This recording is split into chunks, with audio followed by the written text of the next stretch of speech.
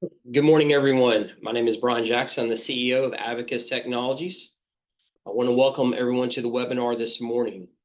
Abacus Technologies is based in Birmingham, Alabama. We specialize in offering customized risk management, managed IT, and business intelligence solutions to help companies unleash their full potential.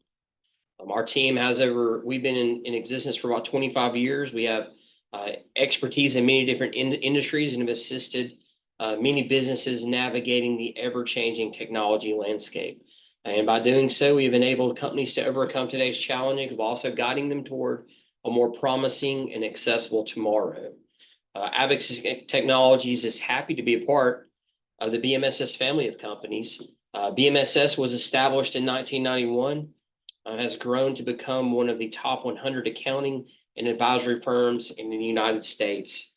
We have over 300 employees across our family of companies, and we assist clients in a variety of industries and services, providing accounting, advisory, technology, payroll, PEO, and wealth management solutions in an effort to bring our clients peace of mind and, of course, provide exceptional client service.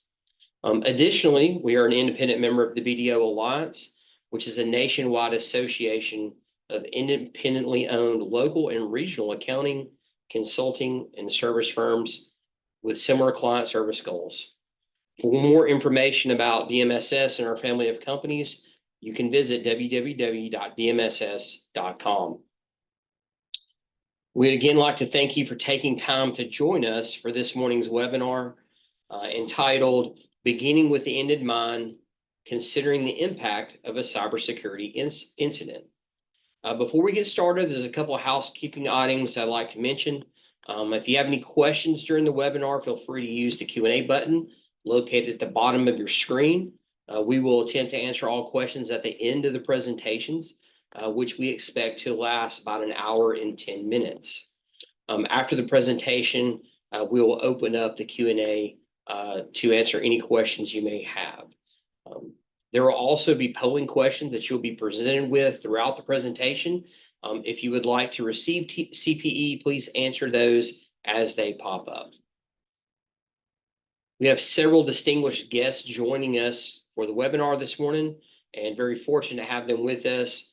Among that team, we have Jeff Schaefer, India Vincent, Charlotte Edwards, and Jonathan Purrs. Let me take a few minutes to give you a little background information on our panelists. Jeff Schaefer is currently works as CISO of Ben E. Keith. Prior to joining Ben E. Keith, Jeff worked for 5 years as the Vice President of Engagement Management in Strauss Friedberg's Dallas office, where he provided breach or compromise response services and proactive cybersecurity assessments for numerous industries, as well as including law firms, federal, state, and local entities.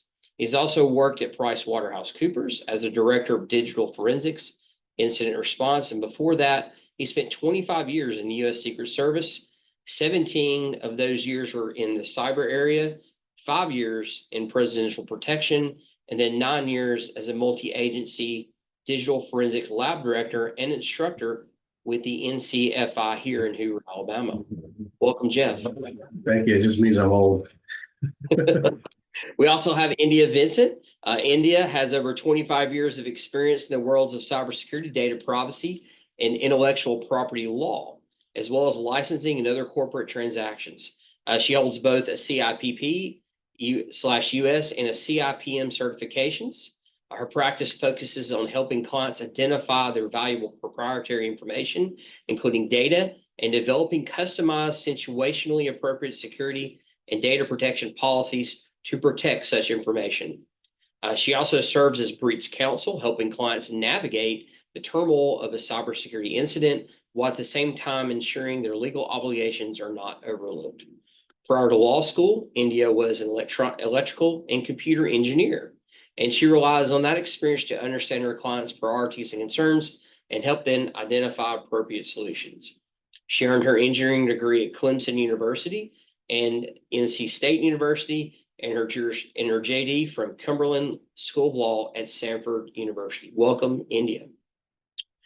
Charlotte Edwards joins us as the Vice President of Operations for CyberWolf. CyberWolf is a VIP cybersecurity boutique firm specializing in personal cybersecurity for company leadership and ultra high net worth individuals and families. Charlotte has worked in IT and cybersecurity for the last 7 years and joined CyberWolf about 2 years ago. She successfully spearheaded the U.S. branch of CyberWolf as the company continued its European success story here in North America.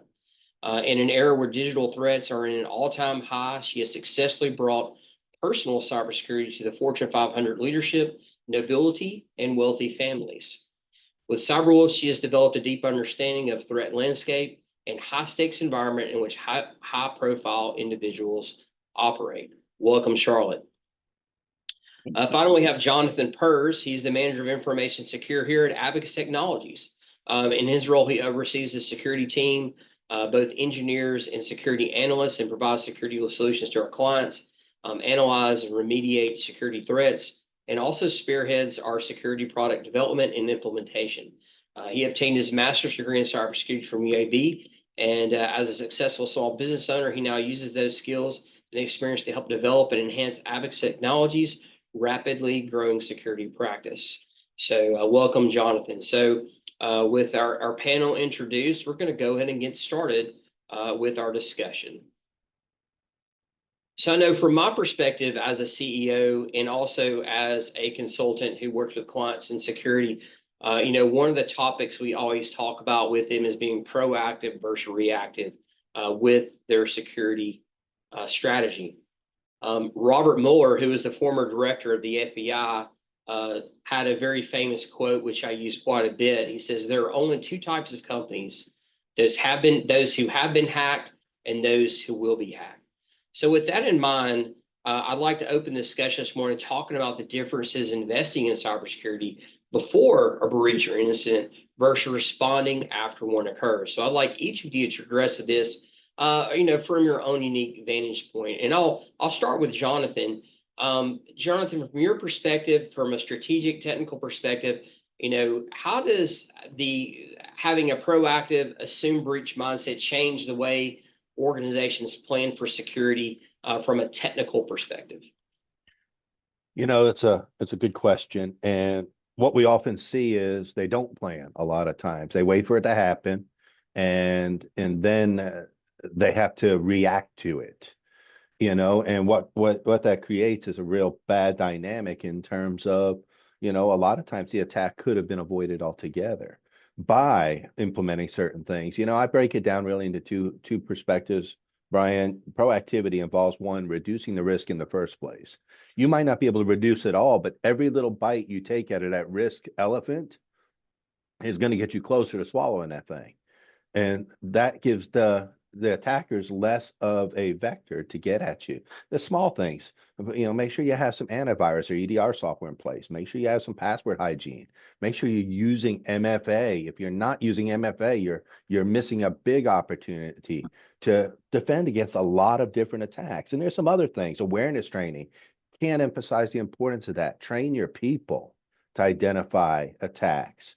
And then the second factor of that is resilience. If you put some resilience in place, the when you get attacked, how you respond, how you deal with it, respond rather than react, because now you've got a plan in place that you can execute. That makes a huge difference. And on the technology side, you can put all the tools in the world in place, but at the end of the day, it's ultimately going to come down to your people and how they deal with things, whether it be your IT team, if you got a security team, or if it comes down to it, the leadership team. It's going to come down to how do they respond.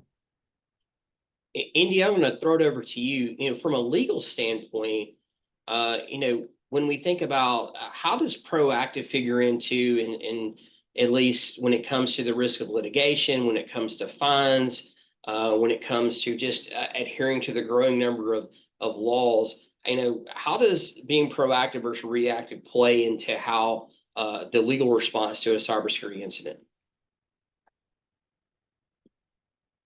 I think I agree with all the things Jonathan said of the importance of doing it. And my take on it is, put yourself in the situation that the breach has happened And you have a forensic team who said, if you had implemented multi-factor authentication, this wouldn't have happened. Well, I hear frequently in these situations, well, multi-factor authentication is too cumbersome. Our users don't like it. It slows down the workflow. If you have to give up that inconvenience for being able to say we didn't have a breach, and you put that in front of the jury and they hear that that's the reason you didn't protect their data was to make your life easier, it's not a good look either while you're reporting the breach to the people who were impacted or if you end up in court. And I think there's always the balance of cost versus the benefit of the investment that businesses have to look at, and a balance there. But thinking about how you would explain to one of the people whose information was breached why you didn't do it is usually what I encourage people to do, because that's what's going to be presented to the jury. Yeah. And Jeff, I know with your experience in incident response and being part of that process firsthand, when it comes to the cost benefit of being proactive versus reactive, what does that look like when, hey, we're taking measures to mitigate risk on the front end versus all those costs as a company scrambles to just respond to an incident, and clean something on the back end?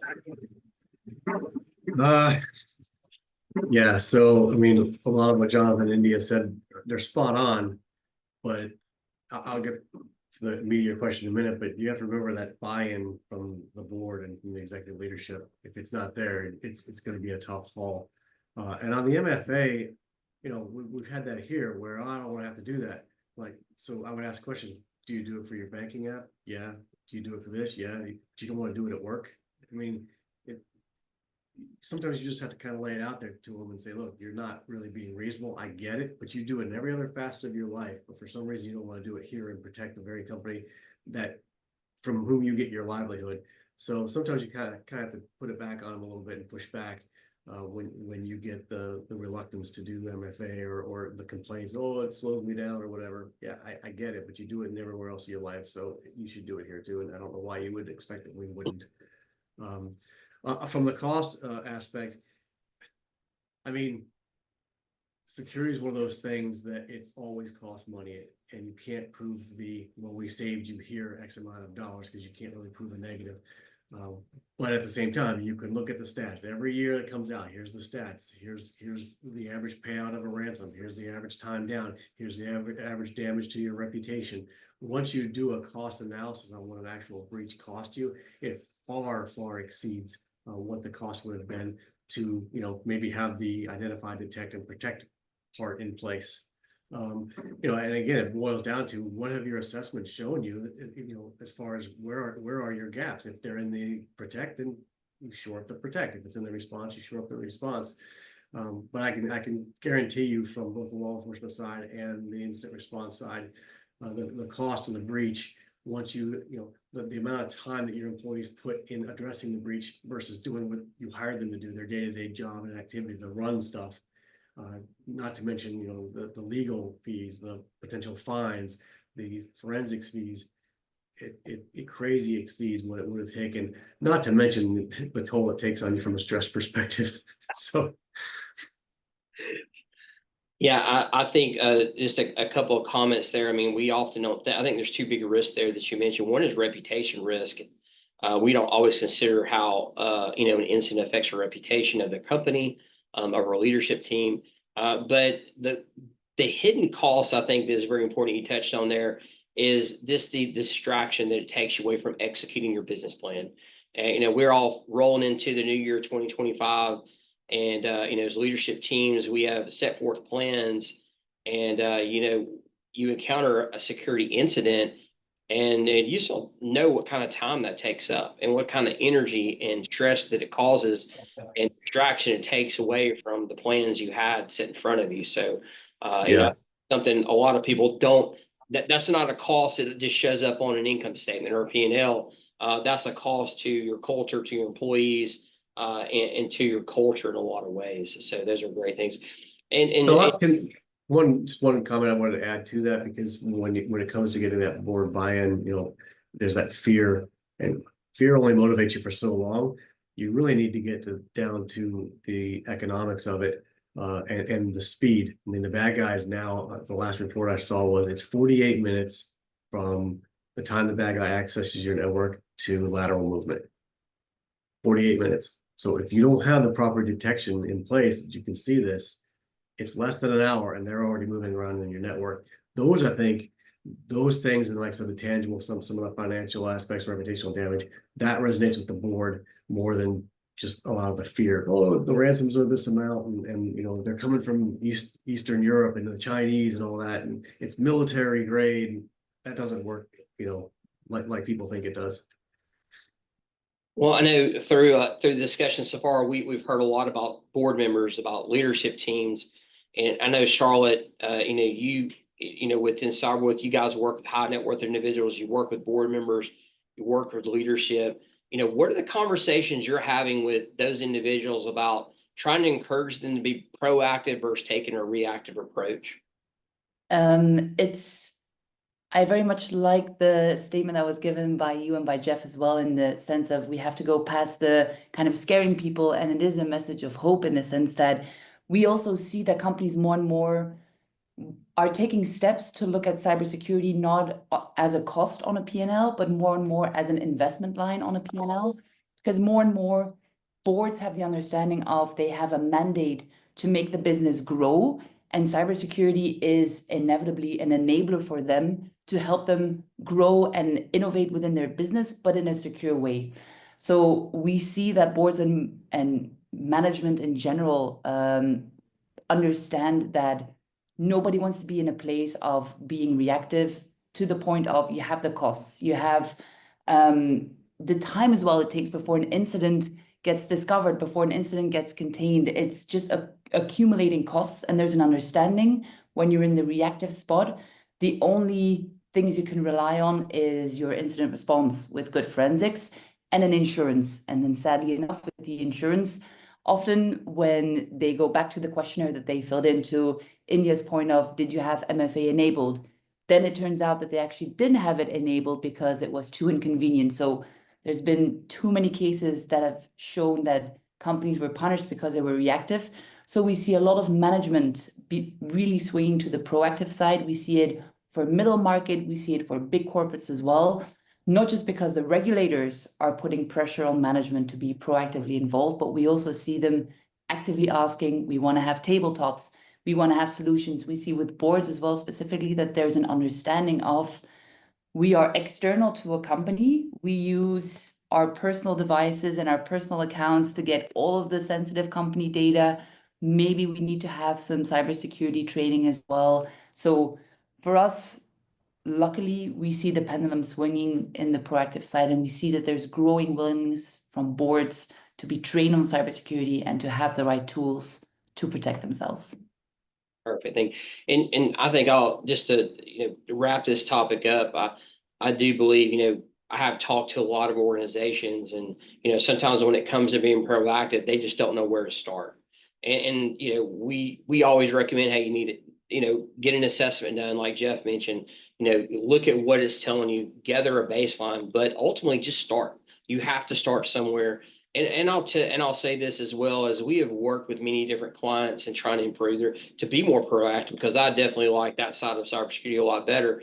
A lot of times after an assessment, we come up with the recommendations and a list for them to evaluate and look at. A lot of the things are not that expensive to put in place. A lot of times we have found, hey, you've got the tools in 365 to secure it. They're already there. You have a certain network technologies you can put in place. They're already there.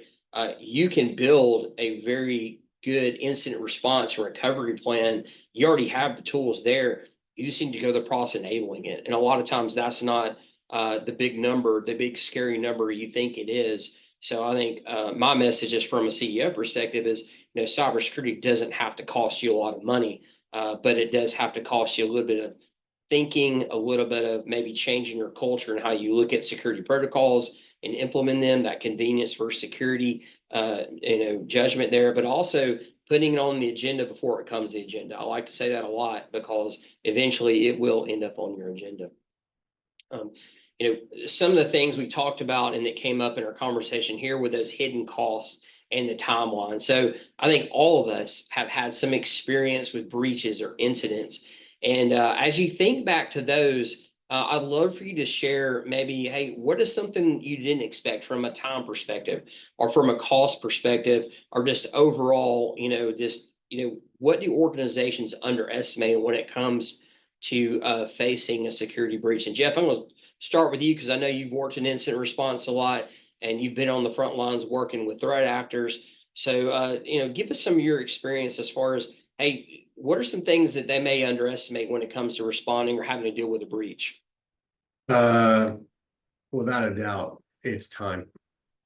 It's time to determine root cause, determine where was the point of origin, determine whether or not we can turn things back on again if they're safe to do so. The time it takes if you get decryption keys, people have this analogy of, well, I've got the keys, well, put them in the ignition and turn it, car starts, right? It doesn't work that way. See, shaking your head, and Jonathan too. Those keys basically mean now I've got to go to each system, each application, see if the keys actually work, and then make sure there's nothing there that's going to go bad again. There's no executable that's going to reinfect. There's the amount of time it takes. I think people just don't understand that concept, and the fact that if you expect your teams to work 24/7 for 8-9 days, they're going to get tired, and now they're going to start making mistakes. So that's part of your planning, doing tabletop exercises.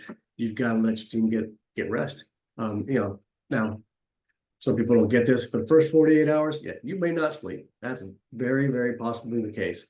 You're in security. That's just the nature of the beast. But after that, you got to give them a break, and you're going to have to break it up, the teams or what have you.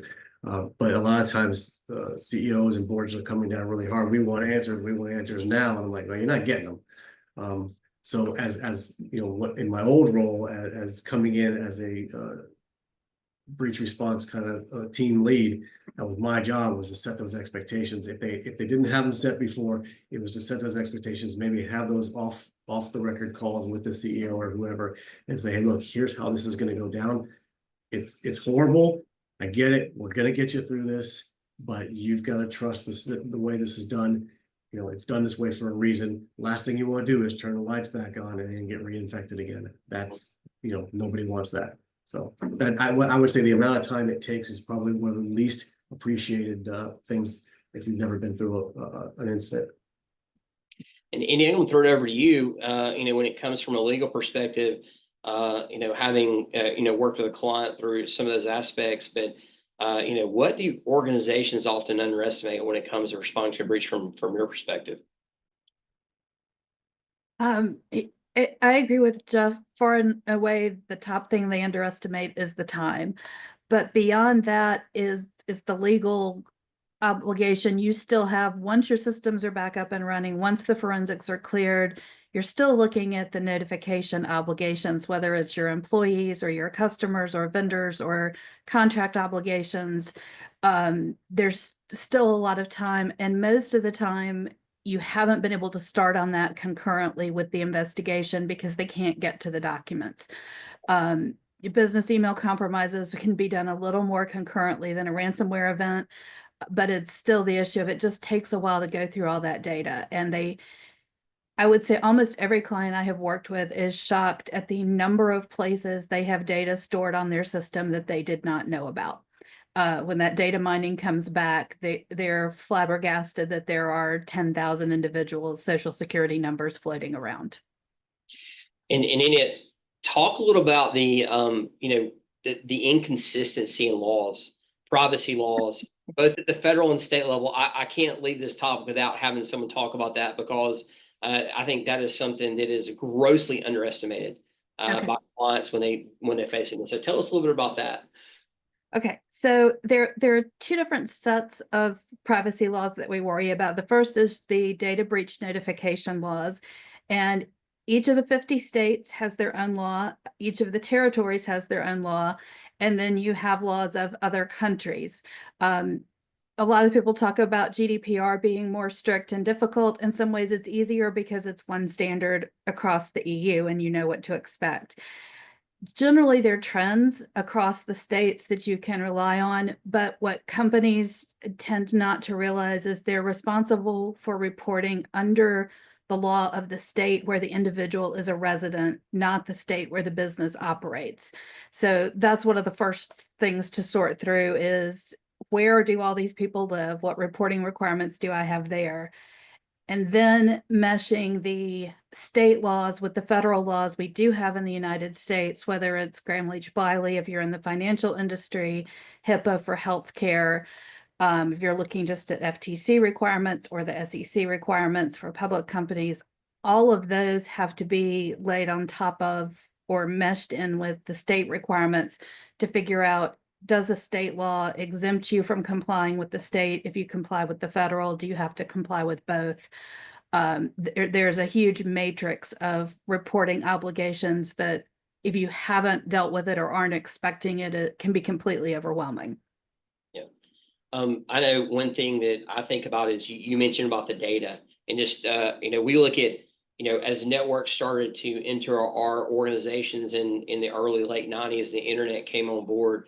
And storage has now become so much cheaper. We just store data everywhere. And I think that's the blind spot of a lot of organizations. They just don't realize how much data they have, how much duplication of data they have. And also, just there's no statute of limitations to those laws. I mean, if you may have had a client or stored data for in your system from something in a transaction 20 years ago. Now help me, and that information, if it's breached, is just as important now as it was, even though it wasn't important then, it's important now. Laws still apply to that data that you keep. Is that correct? Absolutely. If it's in your system, it's reportable, doesn't matter how old it is. And if you're in an area like healthcare, that's more problematic because if you don't have current addresses to notify these people, then you have to look at alternative, hopefully not, but publishing through news networks, if nothing else. It's a messy situation. Record retention and document retention is something I've been having a lot of conversations about over the last year with people starting to realize we need to get rid of some of this stuff. You don't want to have the breach and somebody say, why did you still have my file from 30 years ago? It's awkward. In Charlotte, over to you, when in your experience, working with executives, high net worth individuals, in this your experience, what are some of the hidden costs or timelines or things that organizations underestimate when it comes to an incident or preparing for an incident? I think it further builds on what Jeff and Inya said. It's time, and then specifically for their or the place that they hold within the company, they will be put on the spot as one of the first people. So an incident hits, press is going to be calling, the CEO is going to be calling, board members. So during the entire timeline, it is crucial that there's an understanding of everybody within the company, who has what role, who has what responsibility, and how does the communication matrix look like? Because at that point, everybody needs to work together. At that point, you have chief legal that plays a crucial role. You have your PR team that plays a crucial role. You have your management that has to be on top of everything. Depending on what business you are in, operations may have grounded to a halt as well. So a lot has to be managed, yet a lot of communication will be expected from the executive team, from the board members, and you need to make sure that everybody is aligned and that nobody starts kind of has a deer in headlight reactions and starts saying things that are not true. So I would say make sure that there's a clear cadence in terms of, I don't know, hourly updates, even if the update is there is no change yet, but that at least everybody has the most recent and relevant information as well, specifically for the management team. And then I loved what Jeff said as well. You, as a security specialist, as a security person, you are put under enormous pressure, knowing that it takes 64 days to contain a breach. You can't work for 64 days straight. So it's very important to take care of your people, but also after the containment, give those people some time to breathe and to recover because they have been through an incredibly hard time. And Jonathan, from a technical and real world perspective, I know, you've worked on several incidents. I know we worked on incidents together. but talk about just, how to, from your perspective, even from the small incidents we've worked, even recently, response timelines, what do the calls look like? Especially when you have a business who hasn't really done a good job being proactive with security. Talk to us a little bit about that, what that looks like. I'm glad you mentioned cost, Brian. Time is a killer factor, but time is money in business. It really is. But just stop and back up a little bit. Just the cost factor is going to blindside a company. We've got no impact. I've come up with this little motto, and I've had to adjust it over time. But we'll instill security one breach at a time. And I had to change that a little bit because what it really is we'll instill security one impactful breach at a time. If it costs the company money, now they're going to wake up. But if they get away with it, we'll keep doing what we're doing, but that they don't realize is the cost on the other side of this thing is far more. Best illustration of this I think I've seen is we were sitting across from a CEO signing an assessment agreement with us. And he was looking at this thing and he was talking to himself. I don't even think he realized he was talking out loud. And I heard him say, wow, this is less than my cybersecurity insurance deductible. And I was like, that's it. That cybersecurity insurance deductible gets you coverage on one incident, one thing, and it's going to be limited and capped, and they're only going to do so much. Their company too, a for-profit company, they don't want to give away the farm.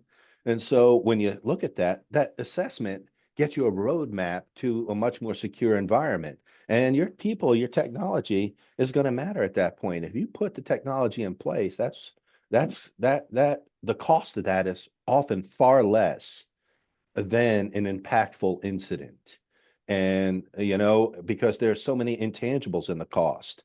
You've got the reputational damage and what that can cost your business. You got your entire company was just distracted on this for how long? And you were down for how long? How much is that going to cost you? How much your business cost? If you were down for one day, how much would that cost you? If you're down for 3 weeks, how much would that cost you? That's going to be an exponential difference.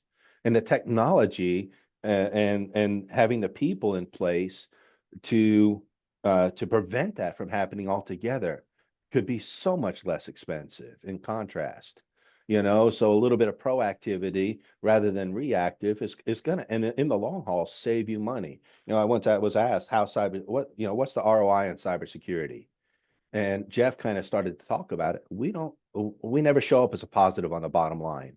You can't quantify in dollars and cents a negative, something that didn't happen.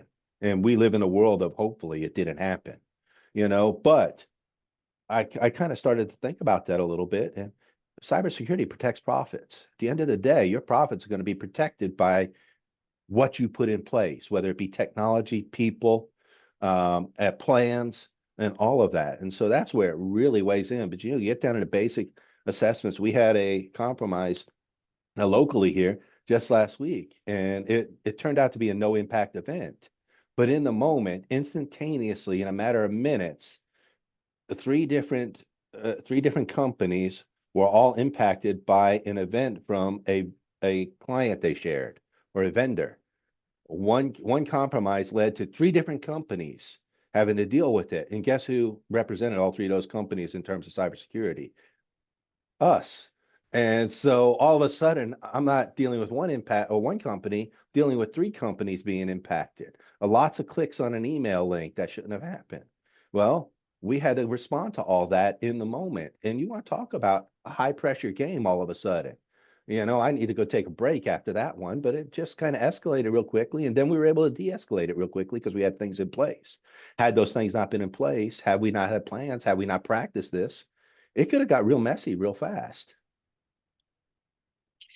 So you really hit on a topic I want to dive into and pull a thread on a little bit, but I know exactly what incident you're talking about, and while all 3 companies are impacted independently, we all shared one common relationship, and when we always don't think about when we enter into a business arrangement with another company or even a personal arrangement, we always don't think about the risk that's shared among that relationship. So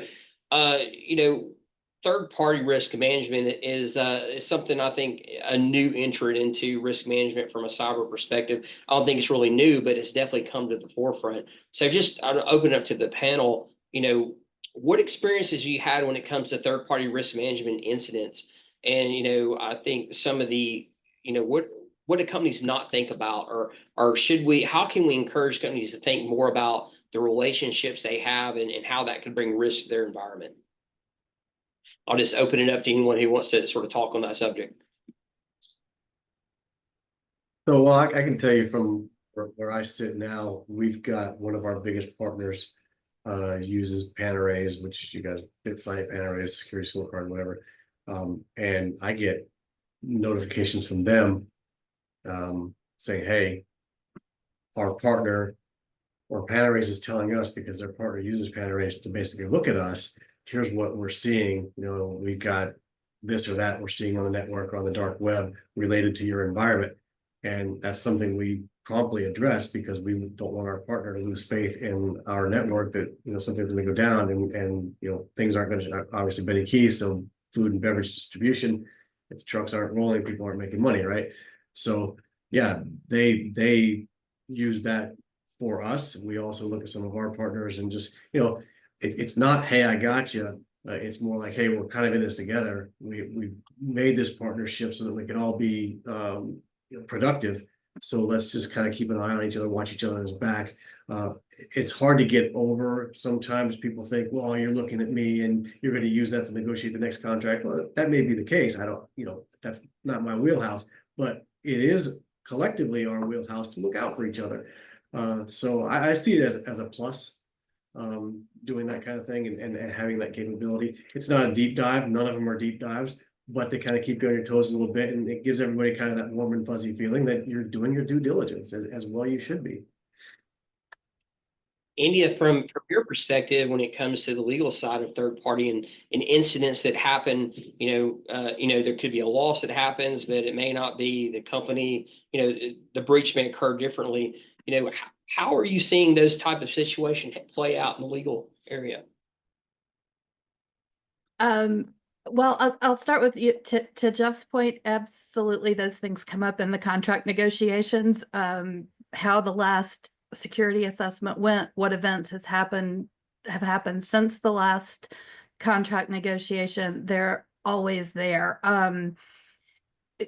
Clients generally are much more aware of the fact that one of their vendors or one of their clients could end up putting them at risk. So we are spending a lot more time on negotiating responsibility, how you determine the responsibility, how all of that is going to play out in the contract.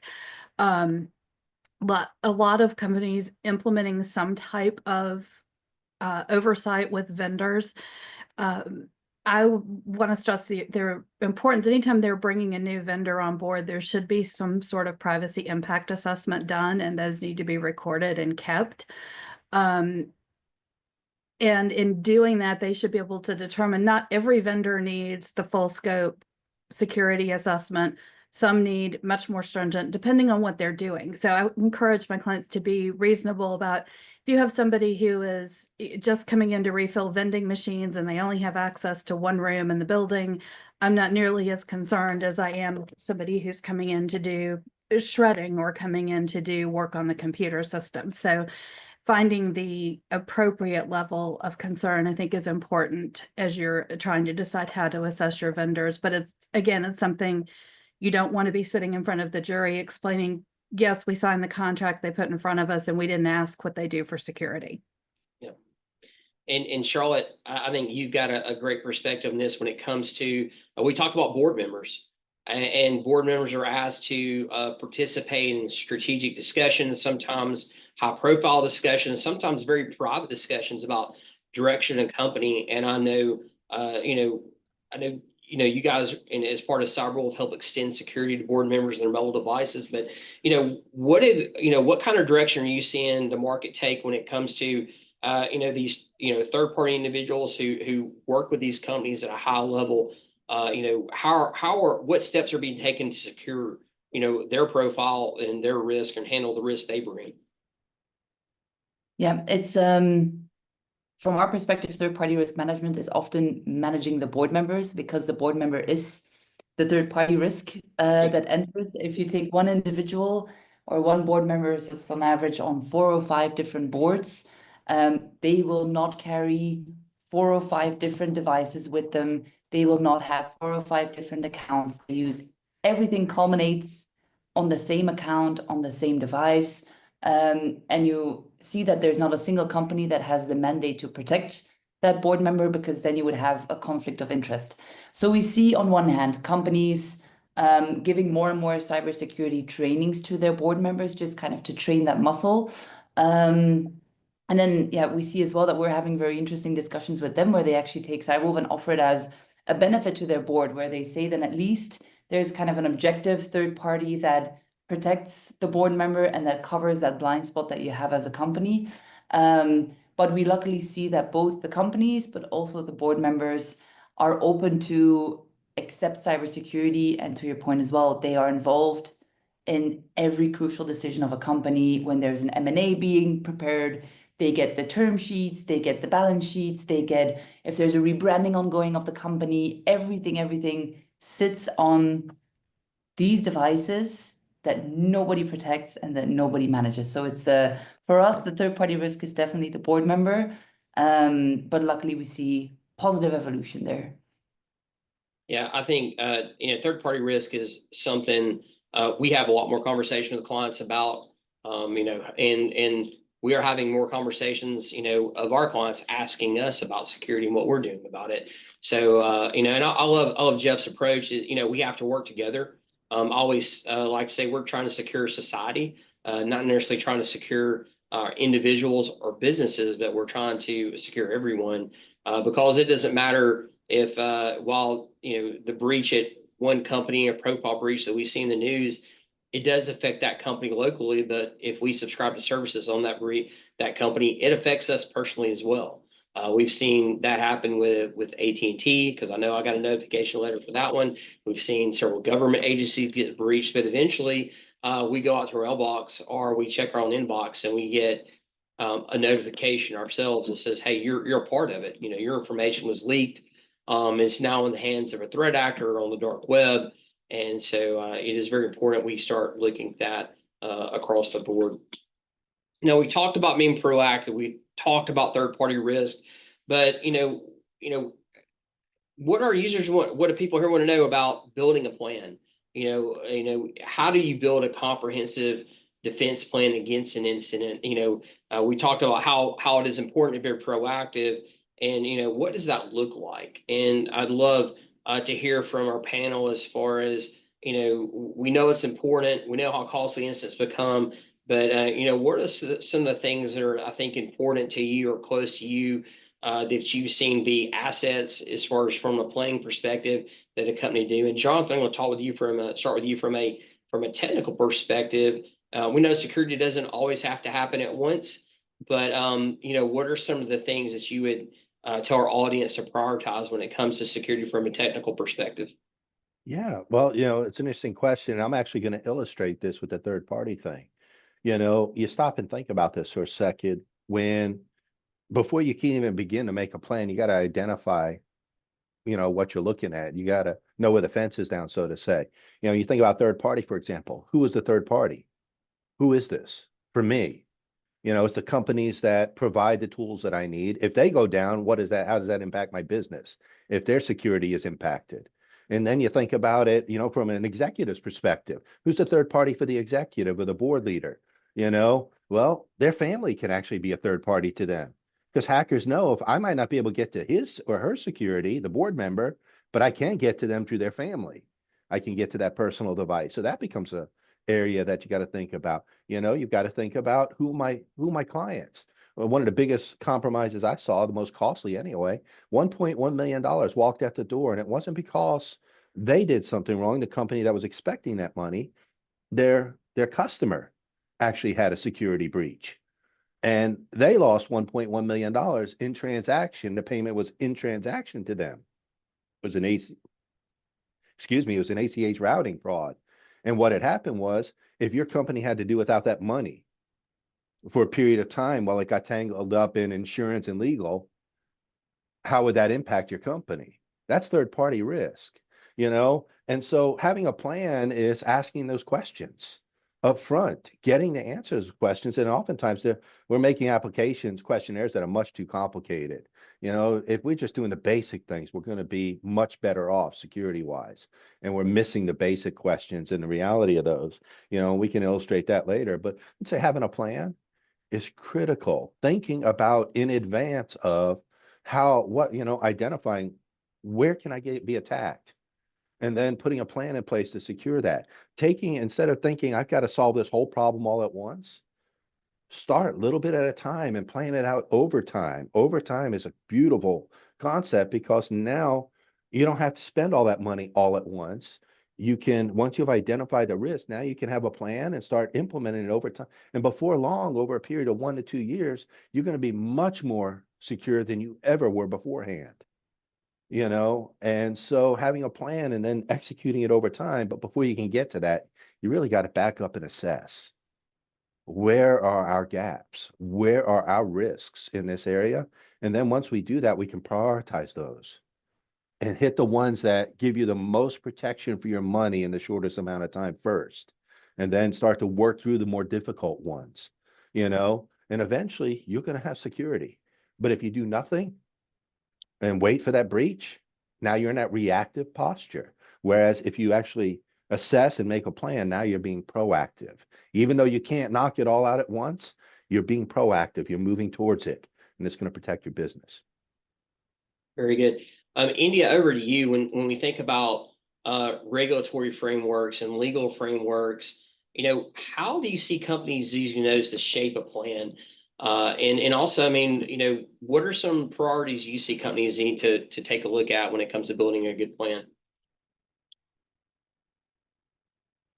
A couple of things that play into that. First, I think they all need some sort of incident response plan. Walking into that room when you realize this has just happened, we're pulling in the group of people who need to fix it. Everybody needs to walk into that room with a general idea of what their individual role is and what they're supposed to do. From my perspective, I don't really care which of the formal frameworks you take to start that, but any of those are a good starting point to make sure you've covered everything you need to in that incident response plan. If I have a client who's working with one already, we'll work within that framework. If not, my fallback is usually to NIST because I've got more flexibility, and if nothing else, I've used it more and am more comfortable with it, but it gives you the starting point that'll cover everything. You customize from there. But the most important thing is practicing that plan. Once you've got it, that's a good start. There's still going to be somebody in the organization who doesn't read the plan, doesn't understand what it means if they haven't had an incident before. And the companies who walk in and everybody knows, okay, this is my job for the next 12 hours. I've got to do this, this, and this. They're going to come out of it a lot better than the ones who walk in and say, oh yeah, we have this plan. Somebody sent it to me 6 months ago. It's been sitting on my desk. And I know, Jeff, as you work through, you know, incident response, you know, what are some of the, I guess, plans or defenses that you have seen, you know, come into play as you guys respond, or you guys plan to respond? What are the most important ones you've seen? So you got to bring in all your stakeholders and figure out, first of all, what are you trying to protect?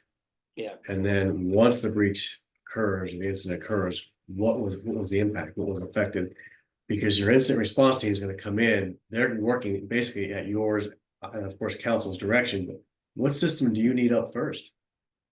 You've got multiple systems out there probably, which if they're all down, I mean, if you're just completely down, which one needs to be brought up first?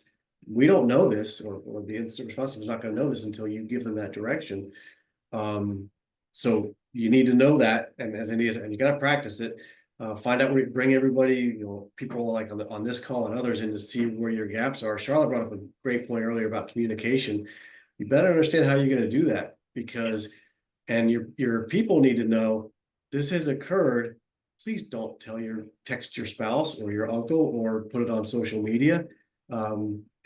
that's a huge, and people are like, well, we don't want this to go public yet. Oh, maybe you don't. Well, good luck with that with social media, particularly with the generation who lives on it. We used to have a saying in the Secret Service, we have a one voice policy, and it's not yours. And people need to understand that. It's kind of flippant, but it's actually true. It's not your voice. You need to just do this. And it's a huge leak. And once it's out, it changes your strategy a little bit. Legal will tell you, well, now that it's out, that changes things a little bit. But again, having your plan, knowing what you're trying to protect, and then being able to give some direction to the incident response team that comes in on what you need to have done. And Charlotte, love to hear from you, when it comes to, when you think of the board members, the executive, how can you tailor plans to bring them into the conversation when it comes to building a plan? Yeah, it's we've said it already a couple of times. Cybersecurity is perceived as a cost. So often if budgets needs to get approved by management, by boards, it can be a difficult exercise. So in order to make that a bit easier, it's always good to do with your management team a risk assessment or define kind of the risk profile for your company, where for your board, for your management, you actually do an exercise of what is actually the likelihood that a threat will happen and the impact that it will have, just to define your threat objective. So for example, if you're a company that manages a lot of identification data, you might want to focus on protecting yourself against data theft. If you're in critical infrastructure, you might want to focus your efforts and your budgets on preventing sabotage. So if your management already understands what is the threat objective, what do you need to kind of focus on, you can kind of link a plan under that will be easier approved. And to Jonathan's point as well, you can kind of, it's a layered approach, so you gradually build it up. So that can help you on one hand, but also be aware of not everybody in the company necessarily needs the same level of protection. You need to have a common denominator. MFA is a very logical example of that, but you do have some profiles that just need a higher level of protection. That's not just the board and management, but for example, typically as well, the IT team, because they have privileged access to everything in the company. So understand what is kind of your risk profile, the threat objective that you need to protect against, layer and stack the investments that you do in terms of tooling, and be aware as well that some profiles need to have some heftier security tools and solutions set in place than other ones. And very important, document exceptions, because we know management, we know boards, they get a lot of exceptions to company security because they want to work in a convenient way. So if you do that, at least document those exceptions, that they don't kind of fall off the radar, and they can kind of challenge those exceptions from time to time. Yeah, Gary, and I'll say, one thing to add to some of our conversation, I love the risk-based approach. And from working in technology, being a technology company, there are all types of tools out there and monitors and protections, that you can buy into or you can deploy. But those alone are going to provide some level of protection, but they're not going to be as effective as they should if you're not applying them to the areas of risk that you see in your organization. Jeff said it, you got to, before you can protect anything, you got to know what to protect. We use the CIS frameworks for our risk assessments. CIS number 1 and 2, know what assets you got to protect and what your asset inventory looks like, and know what software you got installed. Because if you don't have those 2 things squared away, you can't build a plan because you have no idea what to protect in your organization. So I think, having a risk-based approach to cybersecurity, I think, is the most efficient and often the most effective way to do it. I love what Charlotte said about this looking at risk profiles, because you think of whether you're a government contractor who's working on missile defense or some type of special project, there are going to be people in that organization who are working on and handling data or proprietary design flaws that need a higher level of protection around them than the person who sits up front. And I think that's very important, that we need to look at our organization and say, not just, hey, what the risks are, what data and systems are at risk, but who presents the most risk based on their role in your organization. So you really do have to look at your people, your process, and your technology and risk across the board. Also want to say something about security and communication. My guess is you could pick any of the top 500 Fortune 500 companies and go to the CEO and ask them what their cybersecurity policies are, and they'd probably say they don't know.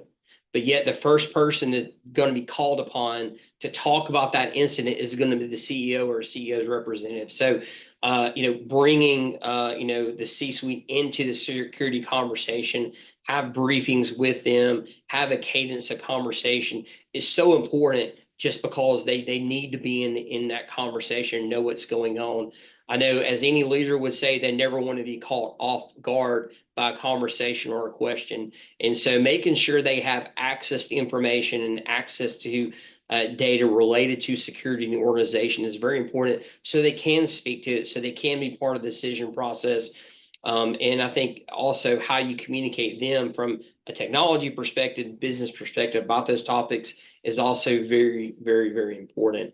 I think having a plan is great. It's not going to be 100%, but the opportunity and effort putting into the plan and building it is going to be extremely valuable. Don't underestimate that. Even if you know it's not a perfect plan, just having the people in the right room talking through that plan, what we need to protect, how we protect it, how we're going to respond, is going to be a huge value to the group there that's involved. So, I was going Go to say, ahead, Jonathan.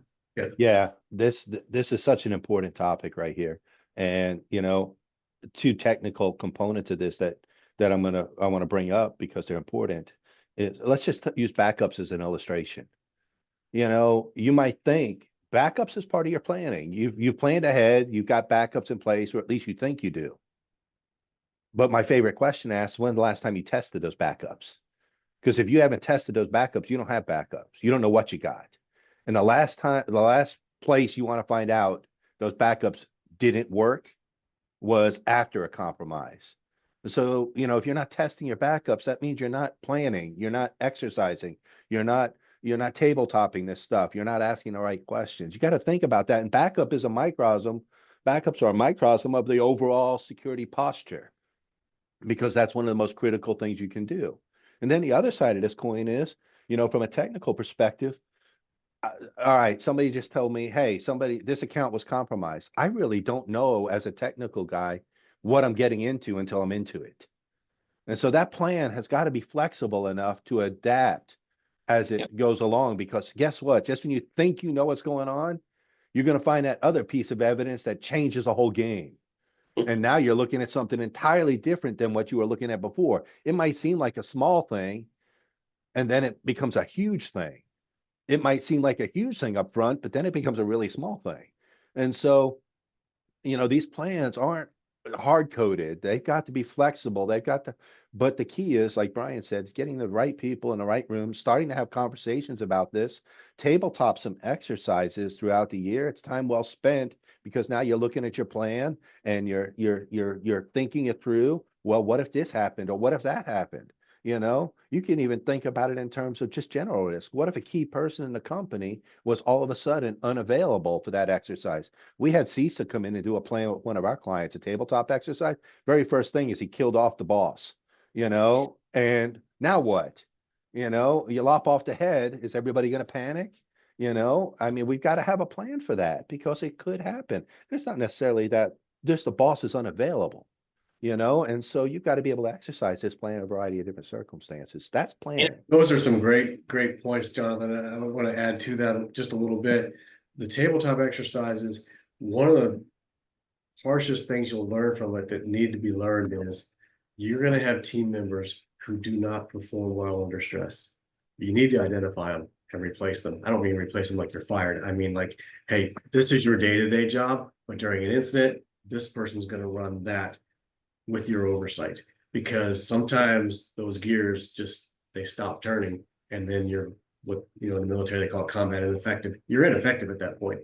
You're not, you're really not helping. So you need to identify those people, put the pressure on them. And again, it's not to slight them, it's not to demote them or anything. It's just to recognize that and then fill that gap. Another big mistake made, and you'll get this in tabletop exercises as well, is people saying, somebody asking, when will you know this? We'll know that tomorrow. Oh God, don't ever give a deadline. India's like, no, don't do that. Don't ever say you're gonna have an answer at any given timeline. We'll get it when we get it, and we'll tell you as soon as we can, and make sure what you're telling them is accurate and definitive, because if the next day you gotta go back, as Jonathan alluded to, you pull on one string and you think, oh, that's it, and it actually leads you to something else. Actually, it was over here. This wasn't the point of compromise. The point of compromise was over here.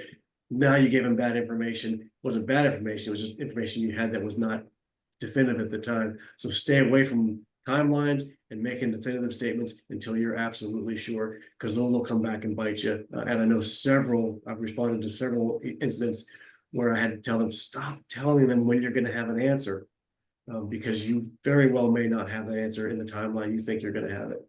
So. Yeah, one thing I mean, Jonathan pointed on is on the backups too, that I think is important, is don't just rely on the technology. You just can't rely on it. Hey, we got it in place. It's going to run forever with no intervention.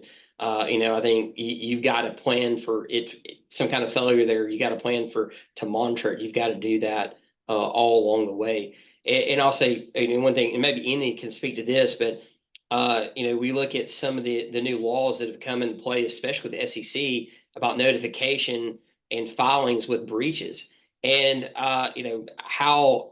Maybe you can tell us, how are companies responding to that? Because I know, and I'm sure Jeff and Jonathan and even Charlotte probably can, relate to me, is like sometimes you don't know if you have a breach or what's going on, for many hours into an incident, may turn out maybe nothing at all. So how are companies responding to that, overall, when you think about those very short timeline notification requirements?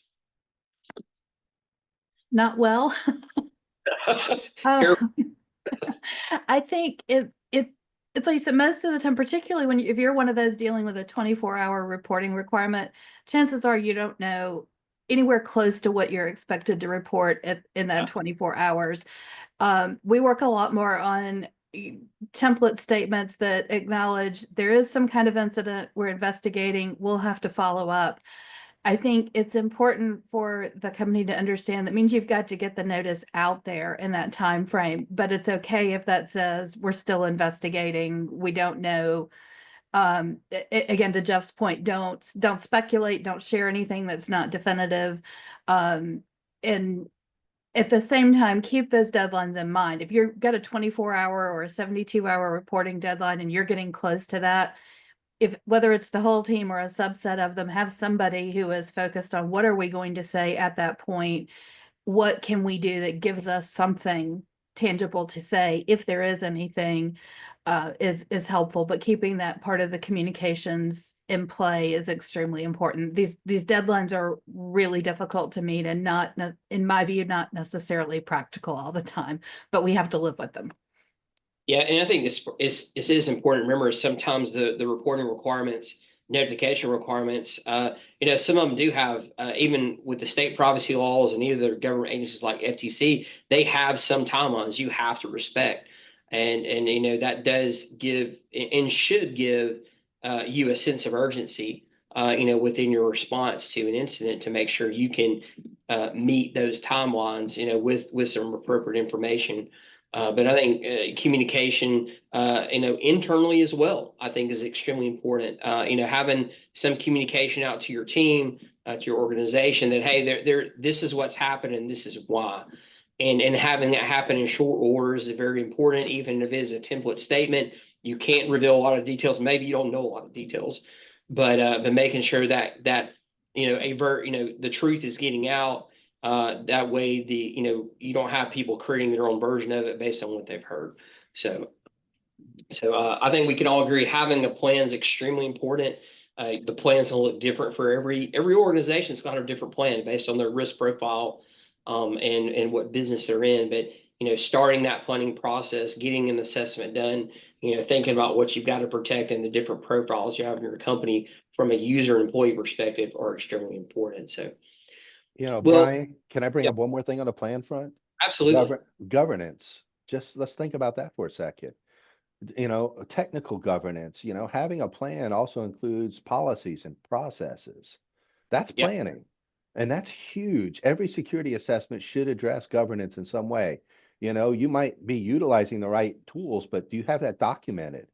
And are all your people aware of that documentation and where it's at? And then the process is to remediate, you know, because the guy who, or the person who's responsible for this particular software might not be available at the time of the incident. So if they've got it all documented, somebody else can pick up the ball and run with it, you know, because that's when you need them, you know. But then again, as part of that policy and process, you also have the policy and process that, hey, you know, like Jeff said, we all speak with one voice, you know, and we the team needs to know who that is, who they're reporting to. And if you haven't planned this out and your whole team is not aware of what the plan is, you might have a little chaos up front. And it's during that chaos when some of the bad things are going to happen that you're going to have to unwind, and it's just going to complicate exponentially everything you've got to do. Your reaction in those first few moments, your plan might get you to the, if your plan gets you to that first day, that first 24 hours, that first 48 hours, that's a good plan, because after that, things are going to kind of get fluid, you know, depending upon what you discover. And at that point, you can probably say, hey, we're not going to say anything else until we get the report, you know, because the report's going to be the final document. Because you start pulling on strings in the forensic side of this thing, and it's shocking. And then you're relying upon other companies, perhaps. We just had an incident recently where we're relying on another company and their security wasn't so great. Their knowledge about their own security wasn't so great, and we kept getting different information as it went along until finally, you know, this thing happened a month ago, and we're now just finally getting a little bit more accuracy. And it was what we told them in the first place, but they were denying. And so it's just kind of one of those things. You don't know until you know. And I'll say one thing you need to include in your plans, and we learned this through working with clients through different incidents, is having a lot of companies either host their own software, they subscribe to software they host, or maybe they have internal software. And if that software is victimized by a threat actor, having someone who knows that software is extremely important on the incident response team. So, if you've got some custom software you're using to run your business, if you're relying on some third-party software, or you have you're relying on even some hosted software, if some kind of threat actor infiltrates one of those systems, your IT group may be limited as far as what they can and what they cannot do with that system. So having some subject matter experts in the software on your incident response team can be extremely important when it comes to response, because I'm a very technical person. I've worked with a lot of different software, but I may not have worked in the specific software that got compromised. But having someone on the team who has and knows how to administrate it, knows the flow of information through it, how the data works, is extremely important. And I think that's something that a lot of companies don't have, that person on their team. And I think they need to have that part of their team, because it can really streamline response and help lock it down or cut access or look at audit logs. There's a lot of things that can bring to the table, but having that person on your team as part of that plan is extremely important. Well, as we sort of look at closing out the webinar this morning, I want to give everyone sort of the opportunity to look at the future, to give their take on it. And as we look at some of the real world lessons that all of us have experienced, some of the future trends that we're seeing as every day we're seeing breaches occur, that we're having to constantly change the way we protect ourselves. We've got AI driven attacks now in play. How can we shape our cybersecurity strategy when it comes to when we use our lessons learned and look to these future trends? What are some things we can do to shape the future of our organizations to protect us against an incident? And I'm going to start with you, Jonathan, and then we'll go from there. Oh, I'm going to suggest right from the start, I don't care, future, past, present, it doesn't make a difference. Educate your people.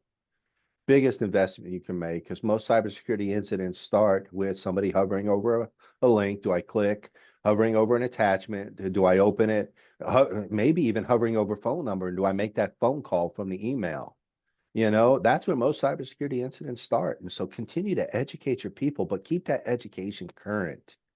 The threat environment is changing every day. I know Brian and I all of us really probably have to keep our ears to the ground in terms of staying on top of the industry, because every day hackers are developing new ways to compromise your software, compromise your environment. And so we got to be abreast. We got to be aware. We got to stay vigilant with this. It's not changing. I can tell you one thing, there's a lot of job security in what I do. As long as there are hackers, I'll always have a job, and so it's just a reality of the environment we live in. So educate your people, and they don't have to be the experts, but man, they have to have a basic knowledge, because that's going to save you so much trouble. And at a minimum, if they do something wrong, create an environment where they can report it. Don't create an environment where they're going to get in trouble Yeah, for reporting it. Create an environment where they can report it, because the sooner you can get to it, we just had an incident because we were able to get to it. Money did not walk out the door and we didn't have to go chase it because it was reported immediately, because somebody said something. If you got an environment where people are afraid to say something, you're going to have an environment that your incident's going to be far worse than the other companies. Your culture matters. And so, those are two areas that, if I can emphasize the last one, and it's really not going to change past, present, or future. You can look at the tech AI. I just saw a statistic. Somebody asked me a question. Is it me, or are we just seeing more phishing emails? No, you are seeing more phishing emails. Matter of fact, since the advent of AI, there's a statistic out about 4,500% more phishing attacks. Why? Because they're becoming better, more effective. They're using AI to create these phishing attacks. And because they're becoming more effective,